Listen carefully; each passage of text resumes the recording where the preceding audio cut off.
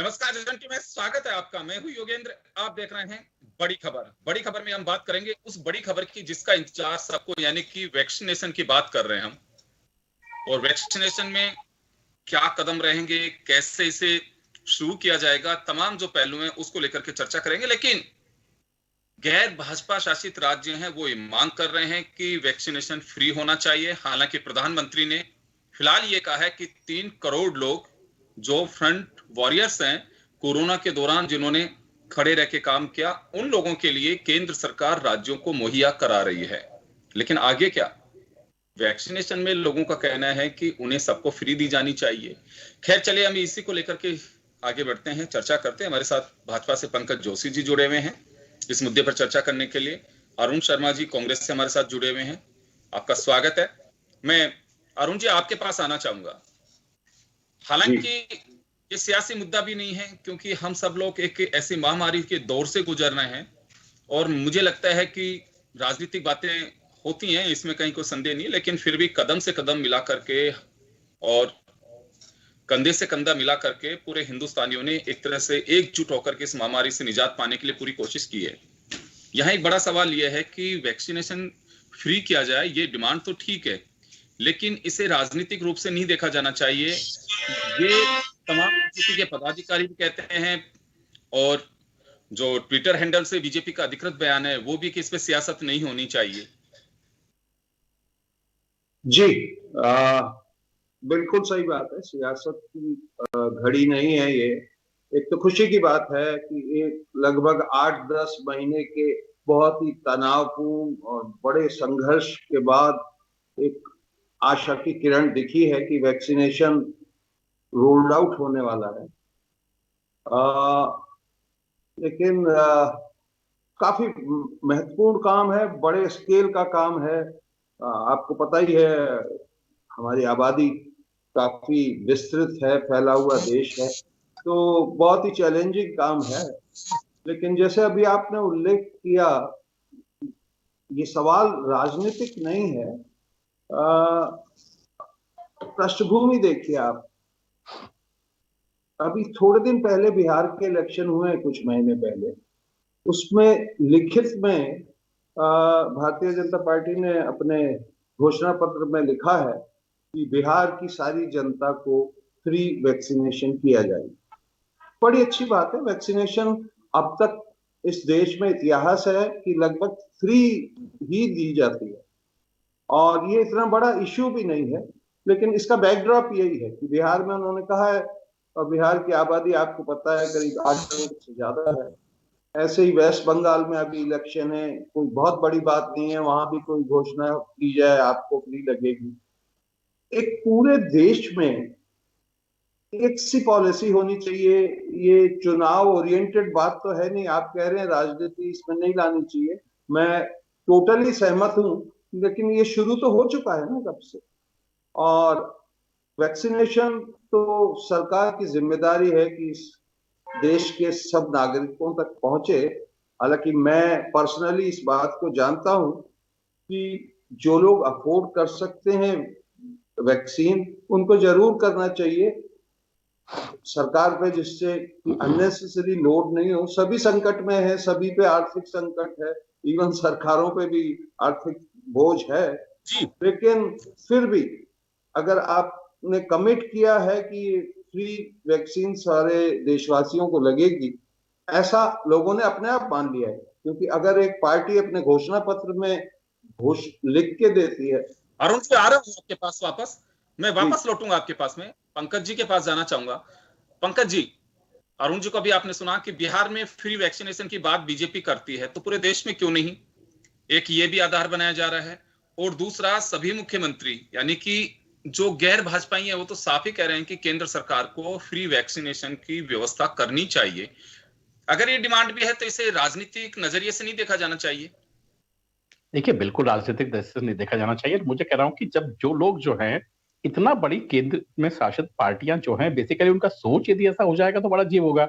आपने कहा बिहार में कहा, चुनाव कहां के हो रहे थे, केंद्र के हो रहे थे या बिहार के हो रहे थे? मुझे बताइए, बिहार में क्या कहा था कि यदि भारतीय जनता पार्टी बिहार में होगी तो वहां स्टेट गवर्नमेंट किसकी होगी भाई? बिहार में किसकी होगी? स्टेट में यदि बिहार की सरकार है, यदि कहा जहां जहां भारतीय जनता पार्टी की राज्य सरकारें स्टेटों में है, वो और केंद्र सरकार बराबर है क्या? क्या कॉन्स्टिट्यूशन ये कहता है कि आप जो है प्रधानमंत्री जी के सीधे घुसने के लिए तैयार है? आप तो कुछ भी ले आइए वहां से। ये घर नहीं है, ये देश पूरा संवैधानिक दृष्टि से चलने वाला है। वहां हमने ये घोषणा की थी कि भारतीय जनता पार्टी का वहां राज आएगा, राज्य में आएंगे तो फ्री देंगे। तो इसमें क्या गलती करी? क्योंकि वहां की स्टेट गवर्नमेंट है ना, वहां का स्टेट गवर्नमेंट, ये थोड़ी कि केंद्र सरकार है तो कोई बहुत ज्यादा रिलेशन अच्छे हैं दूसरों से खराब है। ये हमारे यहाँ, मैं यही कह रहा हूं कि हम जब स्टेट में लड़ रहे थे, और आज वेस्ट बंगाल में क्या कहा बाकी मुख्यमंत्री ने, मैं यही कह रहा हूं कि देखिए उस चीज को आप कहिए कि जो बिहार की बात करते हैं, हम बिहार में स्टेट का इलेक्शन लड़ रहे थे और हमने स्टेट के इलेक्शन में कहा था कि यदि भारतीय जनता पार्टी स्टेट में चुनाव जीतती है तो वहां फ्री वैक्सीन देंगे। ये नहीं कहा था केंद्र फ्री वैक्सीन देगा, उन्होंने कहा था हम फ्री वैक्सीन देंगे।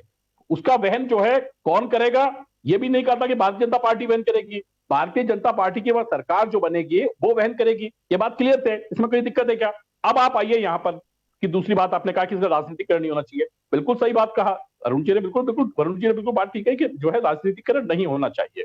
और आप यदि इसको देखेंगे तो योगेंद्र जी, बड़ा मतलब राजस्थान के परिप्रेक्ष्य में देखेंगे तो अरुण, क्योंकि पिछली बार डिबेट में थे, उन्होंने कहा मेडिकल की तरफ से हैं, तो लगभग राजस्थान में करीबन 3 करोड़ लोगों को ये जो है वैक्सीन लगनी है।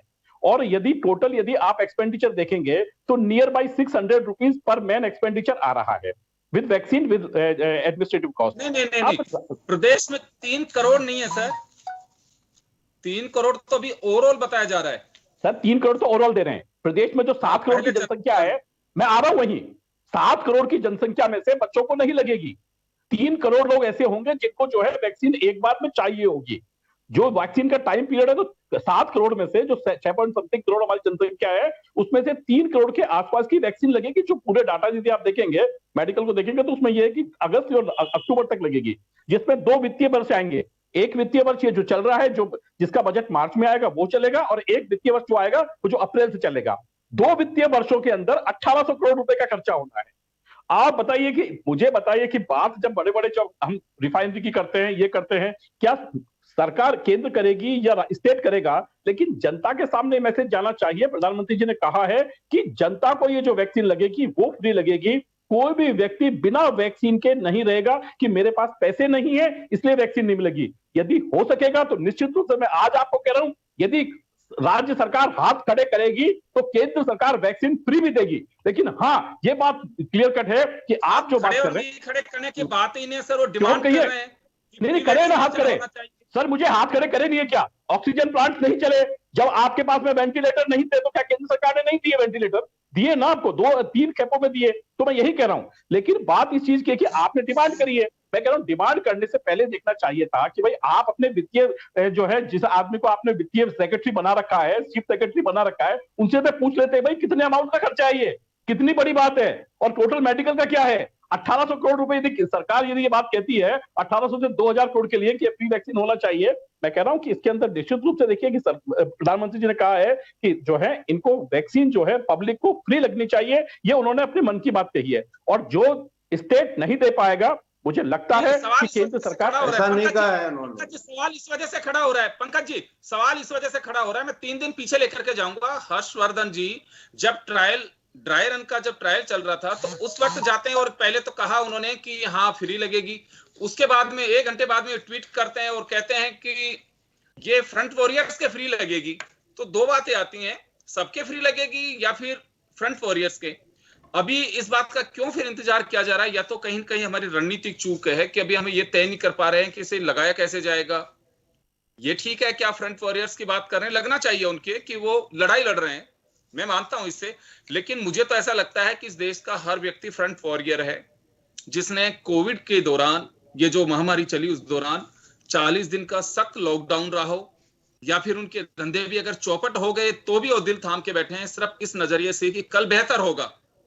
मैं सरकारों की व्यवस्था पे सवाल नहीं खड़ा कर रहा हूँ, निश्चित रूप से अपनी ओर से व्यवस्था बहुत बेहतर कर रही होंगी, लेकिन सवाल जो उठता है, एक बार हम कुछ बयान देते हैं, दूसरी बार बदल जाते हैं, तो सियासत तो इस वजह से सभी लोग मिलकर के फैलाए जा रही है। नहीं, सियासत इस वजह से नहीं हो रही है योगेंद्र जी, सब जानते हैं, खुद जो है यदि चिकित्सा मंत्री जानते हैं, तो हर एक का एक टाइम पीरियड बताया गया है कि एक कितने आपके पास सेंटर हैं।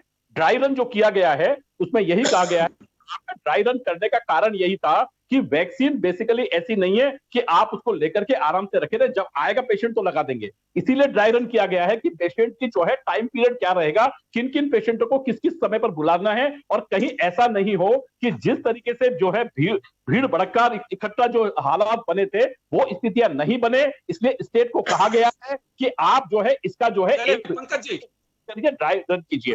और समय कम है सर। हाँ, अरुण जी कुछ कहना चाह रहे हैं, समय कम है, 30 सेकंड में आप बता दीजिए अपनी बात। हाँ जी, मैं ये कह रहा हूँ कि जैसा पंकज भाई बता रहे हैं, आपको मेरे समझ में कुछ नहीं आया है, आपके आया हो तो मुझे खबर कर देना। जैसे वो कह रहे हैं कि वो तो राज्य की सरकार का था, इसलिए वहां इन्होंने घोषणा कर दी, उसका कोई केंद्र से लेना देना नहीं है। ये समझ से परे है ये बात, क्योंकि वो घोषणा पत्र रिलीज करते वक्त सारे केंद्रीय नेता इनके मौजूद थे। निर्मला सीतारमण जी ने वो घोषणा पत्र दिया था सब। और ये नीतिगत सवाल है योगेंद्र जी, या तो आप फ्री वैक्सीनेशन देते हैं या नहीं देते, उस हिसाब से घोषणा की जानी चाहिए। आप कहीं पे कहते हैं फ्री है, आपने बिल्कुल ठीक उद्धृत किया है। डॉक्टर हर्षवर्धन ने उस दिन कॉरिडोर में उस प्रेस कॉन्फ्रेंस में कहा था कि सबके लिए मुफ्त होगी। 1 घंटे बाद ही पता नहीं क्या दबाव था या बयान उनको बदलना पड़ा। लेकिन ठीक है, एक नीतिगत फैसला ले लिया जाए। प्रधानमंत्री अगर कहेंगे तो जनता, जो सक्षम जनता है वो अफोर्ड कर सकती है, सरकारें अफोर्ड कर सकती हैं, वो करेंगी। बिना वैक्सीन के तो इस देश में कोई रहेगा नहीं, ये तय है। लेकिन एक परंपरा भी है कि वैक्सीन, पंकज जोशी जी वही कह रहे हैं, अरुण जी, पंकज जी वही कह रहे हैं कि इस बात का भरोसा रखना चाहिए कि वैक्सीनेशन के बिना कोई नहीं रहेगा। जैसे भी स्थिति होगी, कोई समाज सेवी सामने आएंगे, सरकार किसी को तैयार करेगी, किस महीने में कैसे होगा। लेकिन एक भरोसा रखना चाहिए, और होना भी यही चाहिए कि बहुत सारे लोग ऐसे हैं कि वो पे नहीं कर सकते। और मुझे लगता है कि जिस तरह से कोविड के दौरान बहुत सारे लोग आगे आए थे, किसी को खाना खिलाया गया, किसी को छोड़ा गया उसके गंतव्य तक। मुझे लगता है भारत है बहुत दिल वाला है, और इसी वजह से भारत के दिल को लोग सलाम करते हैं।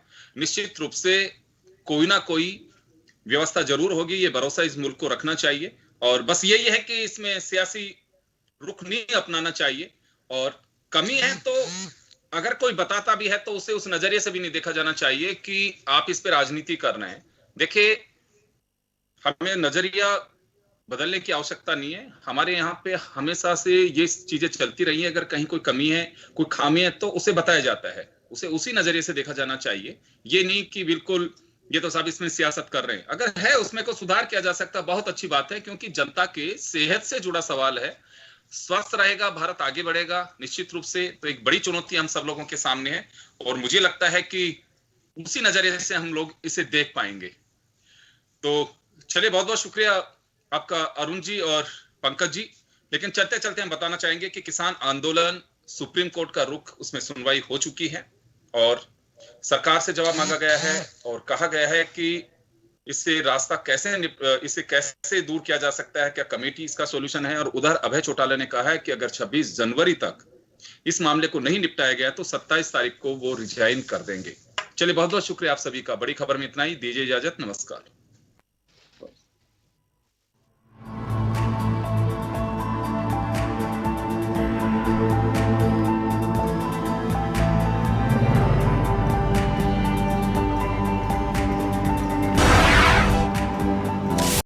आपका जन टीवी अब मौजूद है टाटा स्काई पर 1185 पर, और साथ ही एयरटेल पर 355 पर, और इसके अलावा भी सोशल मीडिया और OTT प्लेटफॉर्म पर। देखते रहिए जन टीवी, जन जन की आवाज।